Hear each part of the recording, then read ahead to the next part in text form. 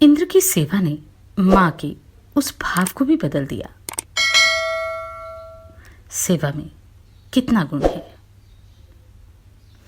इंद्र के द्वारा दिति के गर्भ के 7 टुकड़े करने पर उसका क्या हुआ, जानते हैं इस अध्याय में। श्री वाल्मीकि निर्मित आशामण आदि काव्य के बालकांड में 47वां सर्ग। आप सभी से अनुरोध है कि यदि आप इन वीडियोस को लाइक, शेयर या सब्सक्राइब नहीं भी कर सकते तो इन्हें पूरा अवश्य सुनें। इंद्र द्वारा अपने गर्भ के 7 टुकड़े कर दिए जाने पर देवी दिति को बड़ा दुख हुआ। वे दुर्धर्ष वीर शास्त्राक्ष इंद्र से अनुनयपूर्ण बोली, देवेश बलसूदन, मेरे ही अपराध से इस गर्भ के 7 टुकड़े हुए हैं। इसमें तुम्हारा कोई दोष नहीं है। इस गर्भ को नष्ट करने के निमित्त तुमने जो क्रूरतापूर्ण कर्म किया है वह तुम्हारे और मेरे लिए भी जिस तरह प्रिय हो जाए, जैसा भी उसका परिणाम तुम्हारे और मेरे लिए सुखद हो जाए, वैसा उपाय मैं करना चाहती हूं।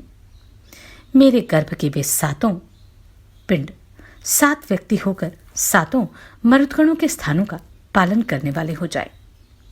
बेटा, ये मेरे दिव्य रूपधारी पुत्र मारुत नाम से प्रसिद्ध होकर आकाश में जो सुविख्यात 7 वात्स्कंद हैं उनमें विचरे।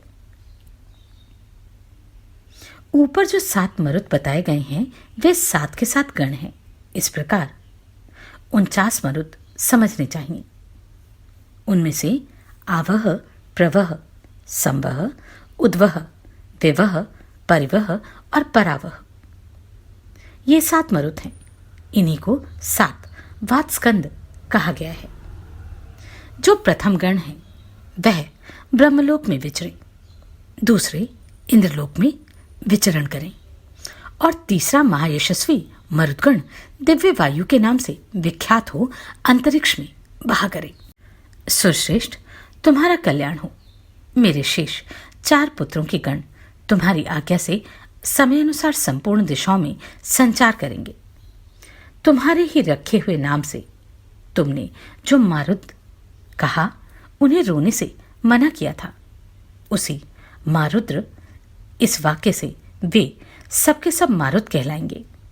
मारुत नाम से ही उनकी प्रसिद्धि होगी। दिति का यह वचन सुनकर बल दैत्य को मारने वाले सहस्त्राक्ष इंद्र ने हाथ जोड़कर यह बात कही, मां, तुम्हारा कल्याण हो। तुमने जैसा कहा है वह सब वैसा ही होगा, इसमें संशय नहीं है। तुम्हारे ये पुत्र देवरूप होकर विचरेंगे। श्री राम उस तपोवन में ऐसा निश्चय करके वे दोनों माता पुत्र दिति और इंद्र कृतकृत्य हो स्वर्गलोक को चले गए। ऐसा हमने सुन रखा है।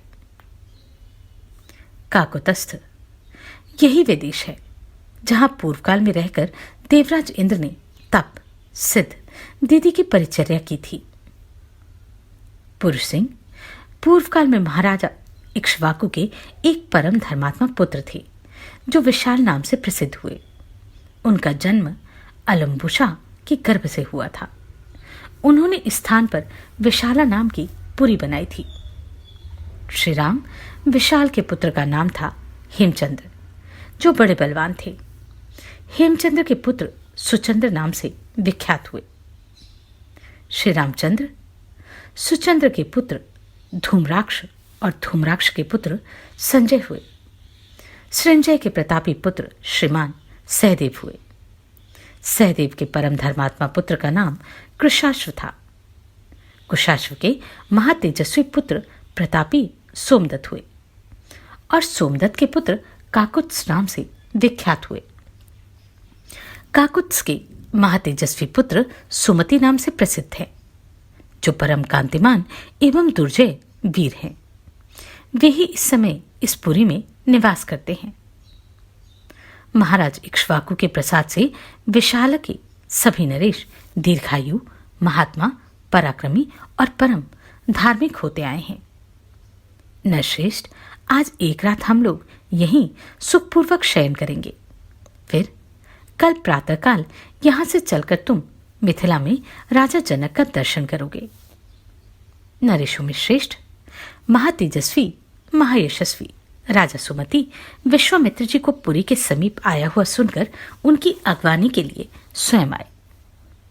अपने पुरोहित और बंधु बांधवों के साथ राजा ने विश्वामित्र जी को उत्तम पूजा करके हाथ जोड़ उनका कुशल समाचार पूछा और उनसे इस प्रकार कहा। मुने, मैं धन्य हूं। आपका मुझ पर बड़ा अनुग्रह है, क्योंकि आपने स्वयं मेरे राज्य में पधार कर मुझे दर्शन दिया। इस समय मुझसे बढ़कर धन्य पुरुष दूसरा कोई नहीं है।